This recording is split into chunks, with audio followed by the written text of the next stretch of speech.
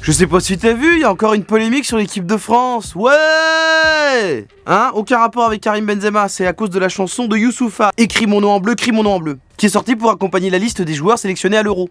Bah oui, vu que tout le monde soutenait Benzema parce que c'est le meilleur attaquant du monde, et bah fallait bien que la fine équipe de CNews, ils cherchent quelqu'un pour l'accuser de pas aimer la France. Et là on a donc eu le numéro 2 du RN, Jordan Bardella, qui a dit qu'avec Youssoupha, on avait cédé à la partie racaille de la France. Nadine Morano, parce que pourquoi pas? Bah pourquoi pas lui demander son avis à celle-là, qui a dit tranquillement que Youssoupha il avait qu'à aller habiter ailleurs, sachant qu'il habite plus en France, hein, donc...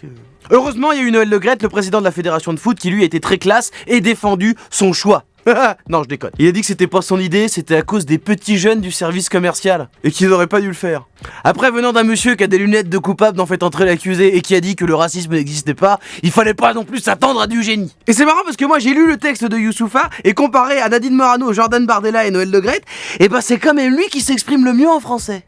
Et ça c'est fascinant quand même. Je sais pas si t'as vu, des youtubeurs ont été contactés par des espions pour dénigrer le vaccin contre le Covid.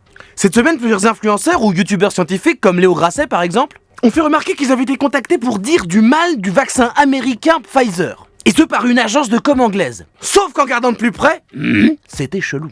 Déjà, l'agence voulait que le partenariat soit fait de manière déguisée, ce qui est totalement illégal. Et disait travailler pour un client, mais qu'il ne voulait pas dévoiler son identité. Et le brief de départ demandait de partager des chiffres soit faux, soit invérifiables. Et avec des sources très étranges. Après enquête du média en ligne Numérama, il se trouve qu'on a découvert que l'agence n'est pas du tout anglaise, l'adresse est fausse, et leur site internet ne mentionne aucun autre client. Et enfin, la seule employée identifiable n'a pour expérience professionnelle que des stages dans des entreprises russes. Et il se trouve que les arguments contre Pfizer qu'ils utilisaient étaient les mêmes que les comptes officiels de l'agence qui s'occupe du vaccin russe Sputnik 5. Donc il est très possible qu'en réalité toute cette campagne soit une tentative de déstabilisation des services russes qui sont très actifs sur tous les réseaux. Et bah putain, ça a changé l'espionnage. Avant t'avais James Bond, course-poursuite, microfilm, et là maintenant, et chorégraphie d'antivax sur TikTok.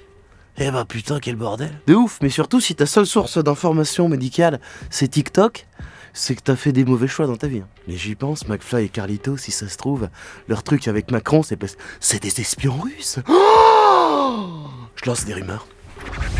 Je sais pas si t'as vu les marques les plus vendues en France en supermarché. Selon une étude de statistiques assez sérieuse, la fermeture des restos a incité les Français à dépenser plus d'argent dans des grandes marques en hyper et supermarchés. Donc dans le top 3 des 20 marques les plus vendues en supermarché, soit plus de 200 millions d'unités, on a en 1 Erta, en 2 Président, en 3 Fleury Michon. Ok, donc là tout de suite ce résultat pose énormément de questions. Déjà, à quel moment les knackis ça remplace un resto? Je vous invite tous en terrasse. Oh bah non, t'avais dit qu'on faisait des knackis. Personne n'a dit ça, jamais. Et puis si tu regardes bien Erta, Président, Fleury Michon, le podium français c'est du saucisson, du clacos et du jambon. Alors qu'est-ce qu'on vient nous emmerder à parler d'islamisation? Fermez vos gueules maintenant. Move Radio, Hip Hop Nation.